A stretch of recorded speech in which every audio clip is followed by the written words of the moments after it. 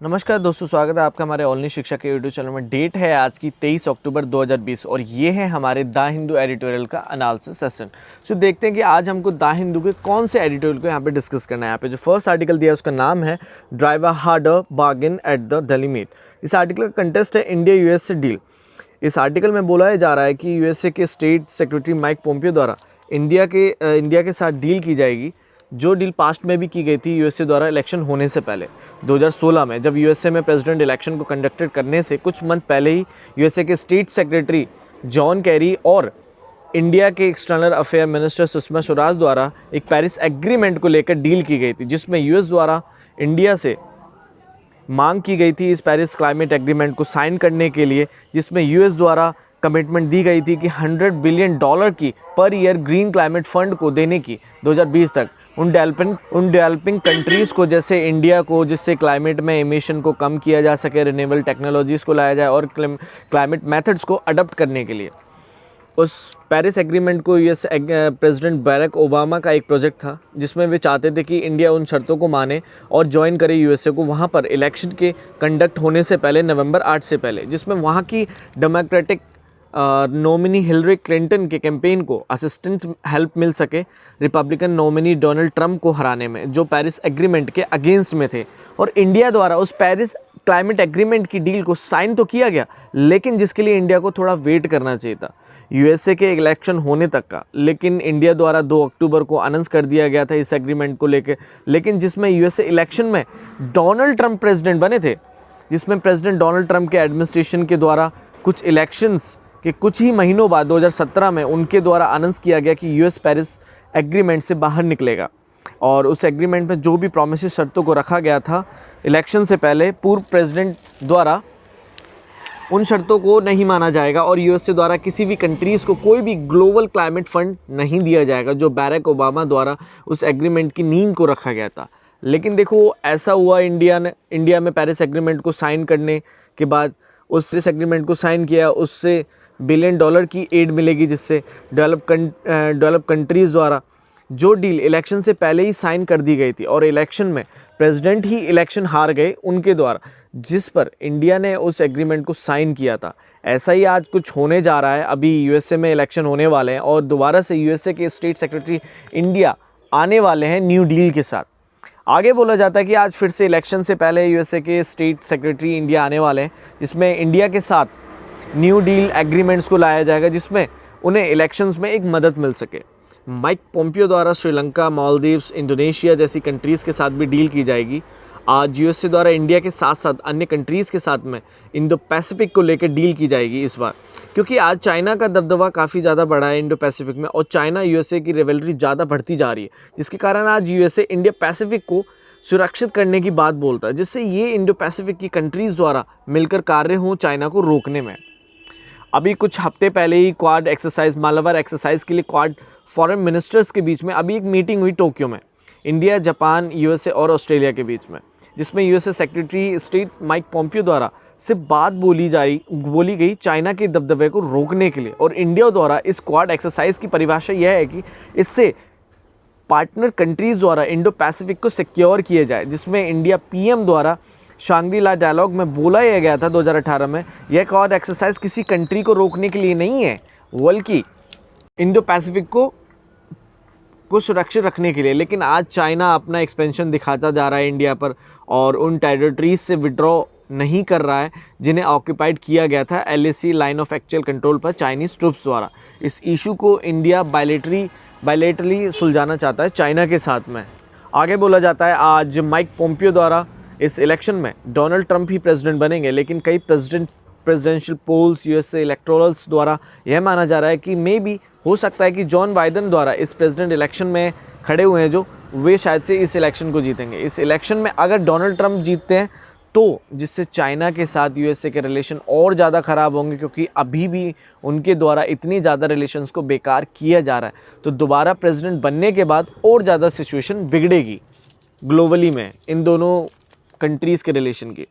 तो इंडिया को आज कोई भी डील साइन करे यूएसए के साथ इलेक्शन से पहले तो थोड़ा सोच समझ के करे, जिससे इंडिया को नुकसान ना हो इलेक्शंस के बाद। और माइक पोम्पियो जी द्वारा इंडिया के साथ डील पॉलिसी को इलेक्शंस के बाद भी तो लेके आया जा सकता था।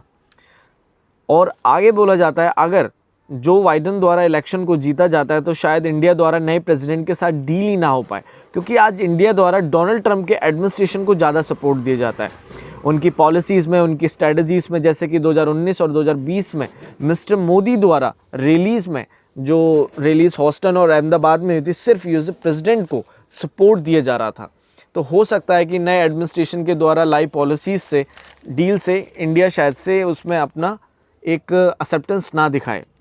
आज भारत को इन सब बातों को ध्यान में रखना चाहिए, इन प्रोजेक्ट्स को। और अभी जो डायलॉग एग्रीमेंट को जो माइक पोम्पियो और USA defence secretary mark Esper के साथ इंडिया यूएसए की तीसरी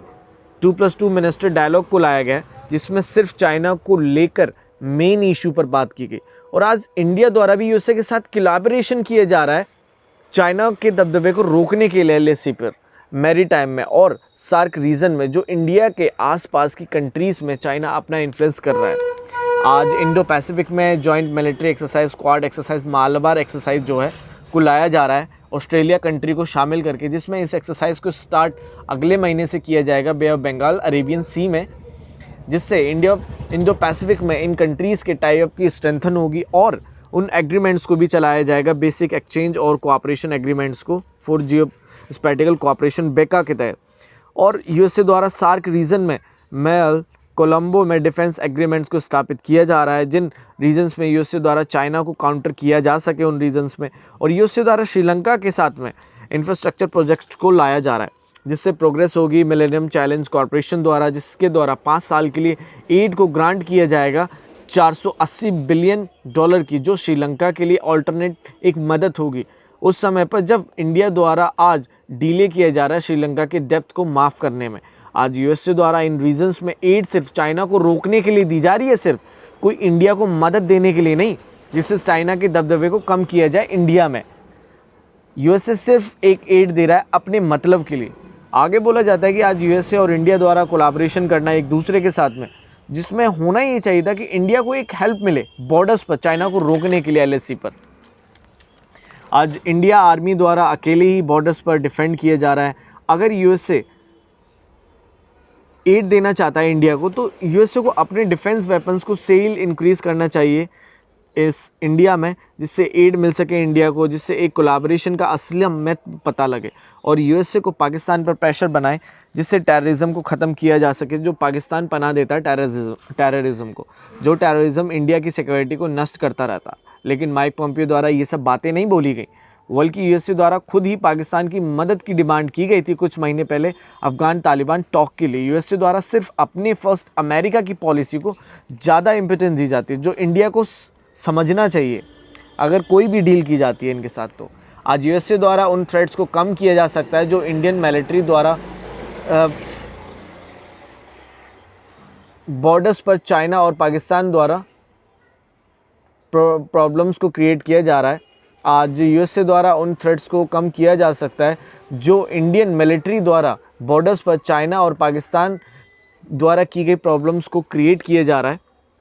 अंत में बोला जाता है कि आज मिस्टर पोम्पियो को ट्रेड इश्यूज़ पर ज़्यादा ध्यान देना चाहिए, मतलब कि इंडिया को जब वे इंडिया आए तो इंडिया को ट्रेड को लेके ज़्यादा से ज़्यादा बात करनी चाहिए, जिससे इंडिया के एक्सपोर्ट को बढ़ावा मिले यूएसए में। और क्योंकि डोनाल्ड ट्रंप द्वारा इंडिया के एक्सपोर्ट को कम किया जाता है और गवर्नमेंट को 5G टेक्नोलॉजी को लेकर कोऑपरेशन बनाना चाहिए और इंडिया द्वारा भी एश्योरेंस दिलाना ये चाहिए कि वेपन्स को रशिया से नहीं परचेज़ किया जाएगा, जो इंडिया ने S-400 मिसाइल सिस्टम खरीदा है रशिया से, जिसे US countering America adversary through sanction act के तहत एग्जम्प्ट कर रहा है, क्योंकि इन यूएस से बिल्कुल पसंद नहीं करता है कोई भी वेपन्स को रशिया द्वारा खरीदा जाए, क्योंकि यूएस और रशिया के बीच में बहुत बड़ी रेवलरी है।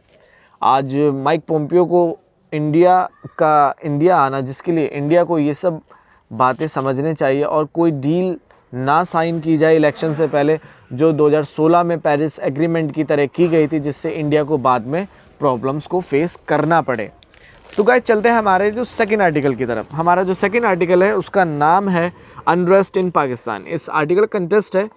आज पाकिस्तान में, पाकिस्तान गवर्नमेंट के अगेंस्ट में प्रोटेस्ट किया जा रहा है वहाँ की अपोजिशन गवर्नमेंट्स द्वारा। आज पाकिस्तान के सिंध प्रोविंस में इमरान खान गवर्नमेंट के अगेंस्ट में प्रोटेस्ट हो रहा है। 2018 में उनके एडमिनिस्ट्रेशन बनने के बाद